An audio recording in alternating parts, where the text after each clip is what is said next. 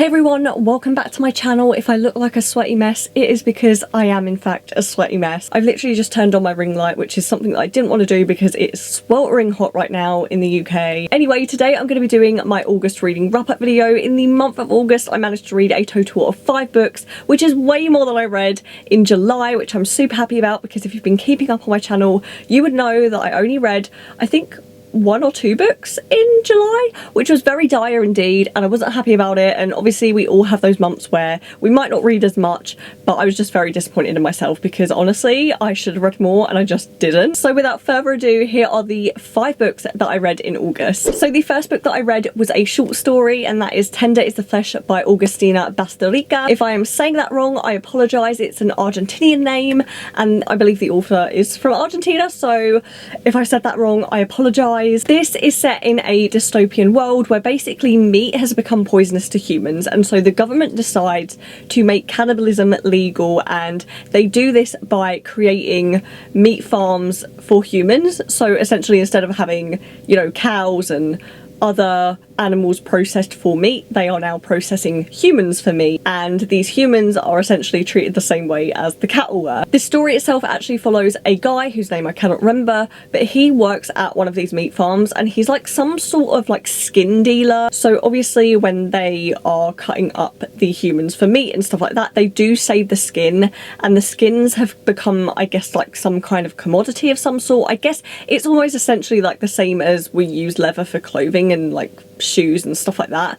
Human skin is also viewed in the same way, and this guy kind of goes around and he tries to sell it to companies and stuff like that. Not only that, but he also knows the whole process of, you know, the meat farm and like how everything works, and so you kind of throughout the book see the different processes. And not only that, but he's also going through his own turmoil because his wife has essentially left him and they're on like some kind of weird break, and you don't really know why until the book gets further along. But during this period of time, he is gifted a human that he could use for whatever purpose he likes. He could use her for meat, he could use her for breeding, he could sell her. Essentially, he has received a head, which is what they call them in this book. They don't call them humans because that's kind of weird. Now, I went into this book knowing nothing at all, and I feel like that's the best way to go into this one. I kind of did know that it involved cannibalism, and I knew that, you know, people were being used for meat, but I didn't really know the whole context to it. It was just so interesting seeing this world and seeing what had happened to humans and how far people were willing to go and like lose their morals. I would say if you have a very tender stomach, do not read this book when you're eating. I have a very strong stomach, I would like to say, except when it comes to like medical things like broken bones and stuff, that just makes me feel a certain type of way. When I was reading this book, there was a part of the book that was describing kind of the process of how they break up the humans into parts, and at some point human innards was mentioned. Human innards were on the table, and I was eating kimchi ramen, and I was reading about innards while eating ramen, and I think the texture whilst thinking about innards just didn't do it for me, and I was put off. I did eat them all, but it was hard not to vom after reading that, I'm gonna admit. I just felt like this story was just so well written because it managed to pack in so much in such a short novel. I genuinely felt like I had read a full-length novel while reading this, and honestly, if I could read more about this world, I absolutely would. I feel like there's so many questions that were left unanswered, like there were kind of hints at conspiracy theories that we don't know whether were true or not true, and honestly, this book shocked me. Just go into it, know nothing about it, and just see how you feel, because honestly it's such an interesting concept. I definitely came out of this book feeling a lot differently about the meat industry. I'm not saying that I'm going to be like vegan or like vegetarian tomorrow. I definitely really don't eat that much meat anyway, but it definitely made me view that whole process differently and that whole industry differently, because it was just, oh, it was just so unnerving. Like the whole book was so unnerving, and it was just so interesting to read. And honestly, I highly recommend it if you have the time or the chance to read it. Even if it's something that you don't feel like you would usually read, I definitely think it's worthwhile giving it a go. But yeah, I gave this one 4 stars. I would definitely be interested to read more by this author. I just really enjoyed her writing style, and I just love the fact that she managed to pack a punch in such a short amount of time. The second book that I read in August was Triptych by Karen Slaughter. This is the first book in the Will Trent series. If you followed me on this channel for a while, you will know that last year I finished the Grant County series, and I definitely did this in the right way. I did it very unintentionally. I just kind of picked up the Grant County series because it piqued my interest, and actually it's worked out really well for me, because I feel like if I had read Grant County last after Will Trent, I would have had things spoiled for me. So I'm glad I did it the way that I did it. If you're thinking of reading a Karen Slaughter series, definitely start with Grant County first. I really loved this. It was exactly what I expect from Karen Slaughter writing. Karen Slaughter just manages to write such whirlwind thrillers, and for me, and I said this to my friend, although I might have guessed the major plot twist in this book, because I feel like the Easter eggs were kind of given to you on a platter in this one, and I felt that way in a couple of her books before, but she manages to sprinkle these like little tiny, you know, plot twists here and there, and they are so shocking. And there was one particular plot twist in this book that I was so shocked at. I messaged my friend and I was like, oh my god, I've just got to this part, and she was like, oh my god, yes, I was shocked at this too. And I was like, hang on, have I read it wrong? Like, is this, have I missed something? Like, is this what it means? And she was like, yeah, that's what it means. And I was like, oh my god.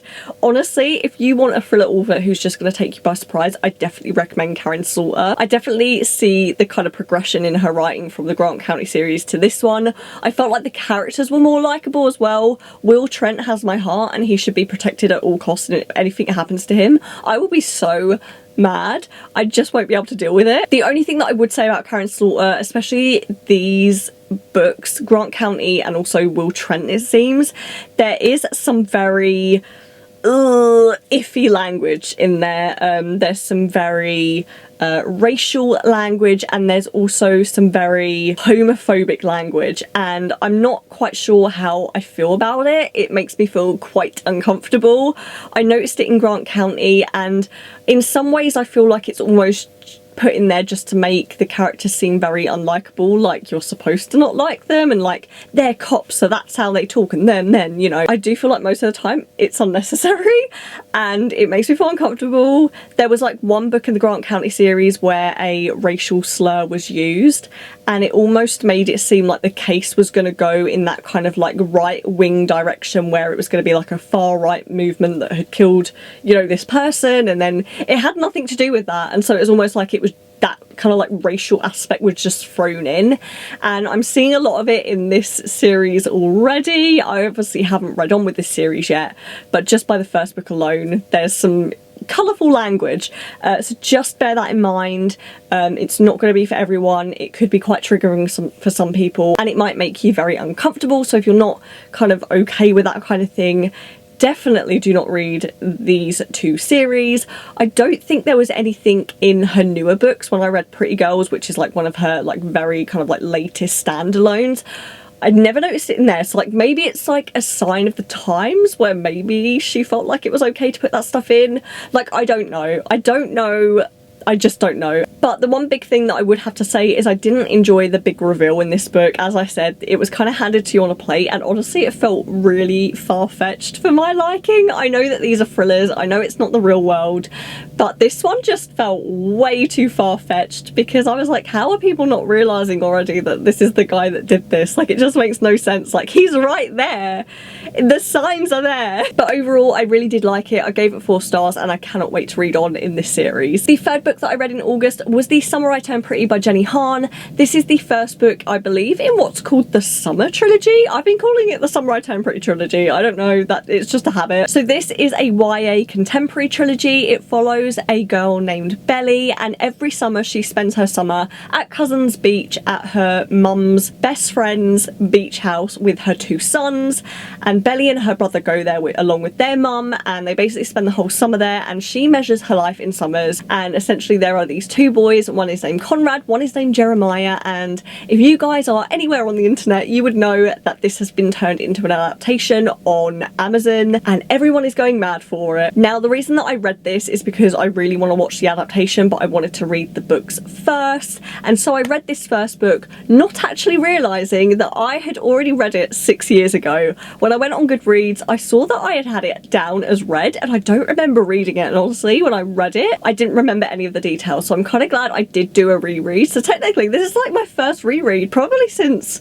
Twilight, which was years ago. I never reread books. But anyway, I was actually very surprised by this one. I don't usually gravitate towards YA anymore because I don't really relate to it. I find it really hard to find YA that I truly love, but I thoroughly enjoyed this one. Is it the best series or like book in the world? No, it can be a little bit cringy. The dialogue again can be a little bit iffy. There are some words that are used, like colourful choices in language that kind of wouldn't be accepted today, and like there are some jokes made that also wouldn't be accepted today, and honestly when I read them I was like, ooh, she put that in? Like people had to have said something about that. Like it's amazing they haven't gone in and re-edited that bit. But overall I just really loved the vibes of this book.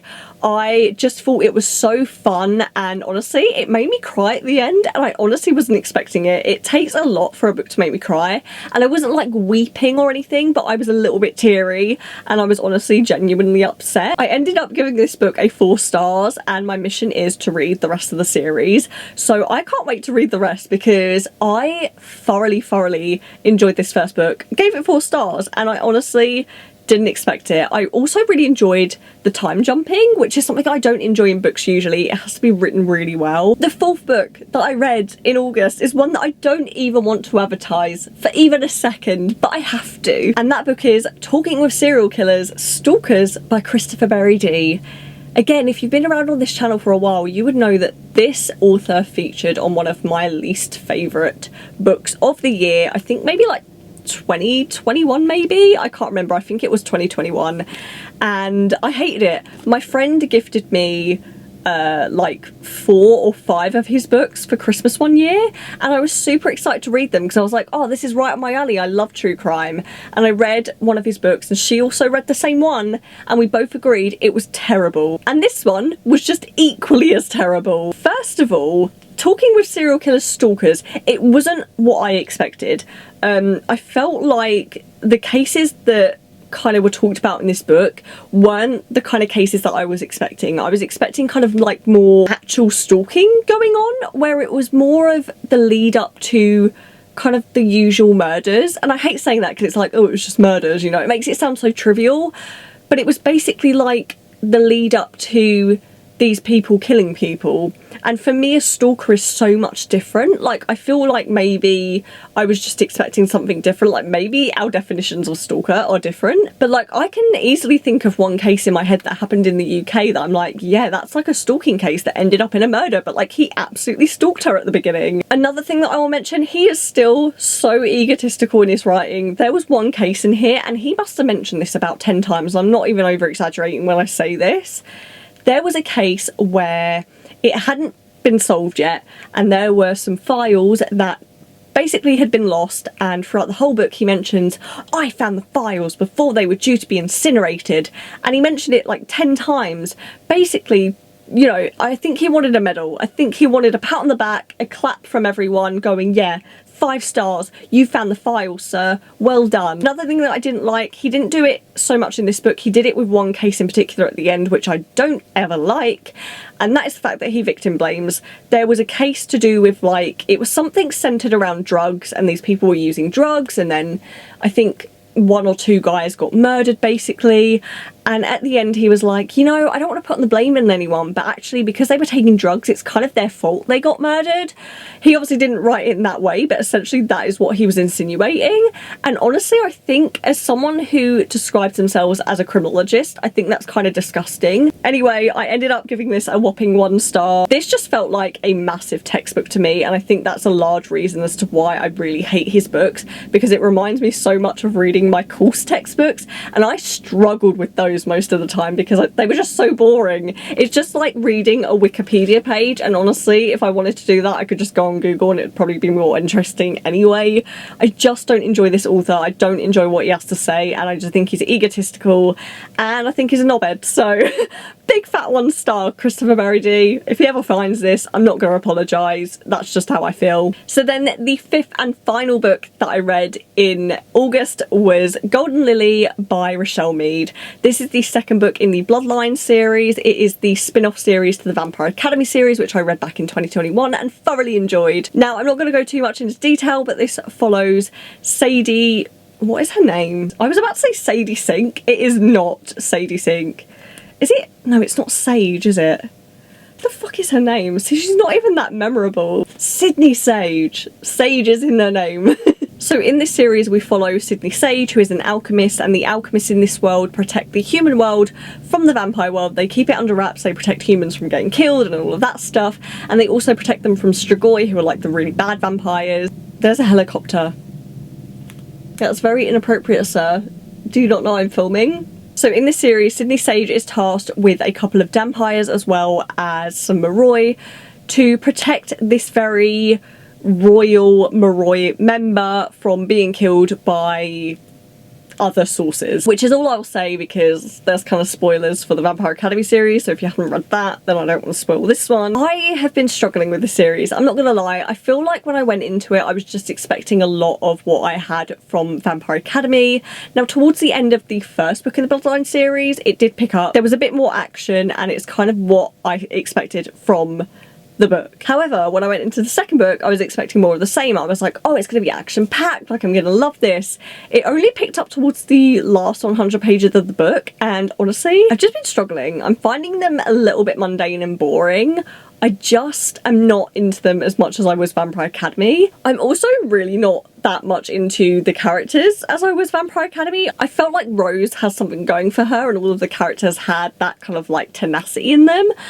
But Sydney Sage is just slightly a bit of a wet wipe. She's growing on me, and she has some development coming, but it's not quite there. This whole book just ended up being kind of like a YA romance. It was all about the romance and which couples were together, and, you know, Sydney going on dates with this guy, and then towards the end it was like, here's the plot. And that was it, and it was really disappointing, and I'm that invested into this world that I will carry on with the series, but it's just really, really disappointing not to be into it as much as I was Vampire Academy. So overall, I ended up giving this one a 3 stars. As I said, I will carry on with the series. I am a little bit invested in kind of like Adrian and Sydney's kind of like thing, because they have something that might be going on, but it's been touched upon, but nothing's happening yet, because Sydney's like, this can't happen because I'm an alchemist. And so I can't wait to see how that goes, but I just need this series to pick up. Like, I need a bigger plot to happen, because in Vampire Academy it felt like there was a larger plot at hand, and it felt like it was just constantly going with the action, and then this book is just like nothing, a whole lot of nothing. So those were the 5 books that I read in August. If you've read any of the books that I mentioned in this video, please leave a comment below telling me what you thought of them. If not, leave me a comment below telling me what your favourite book of August was. Please don't forget to give this video a like if you enjoyed it, and don't forget to subscribe if you want to see more content from me, and until the next video, I will see you then. So bye guys.